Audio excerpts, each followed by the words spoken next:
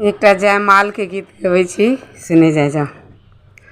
छूटल लीलार पर पसीना लाल काहे, छूटल लीलार पर पसीना, छूटल लीलार पर पसीना लाल काहे, छूटल लीलार पर पसीना।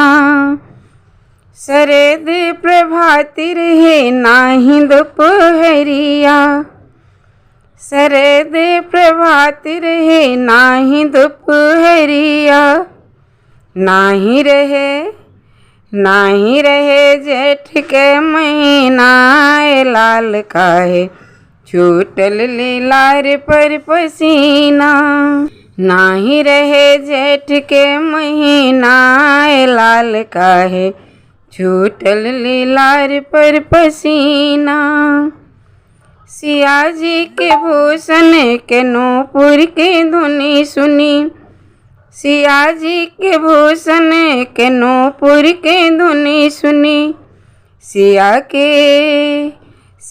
के झनकार उठल बिना लाल काहे, छूटल लीलार पर पसीना। सिया के झनकार उठल बिना लाल काहे, छूटल लीलार पर पसीना, छूटल लीलार पर पसीना लाल काहे, छूटल लीलार पर पसीना। देखी के बदेही के विदेह होई गईले, देखी के बदेही के विदेह होई गईले। सिया जी के प्रेम के अधीना लाल काहे, छूटल लीलार पर पसीना। सिया जी के प्रेम के अधीना लाल काहे, छूटल लीलार पर पसीना।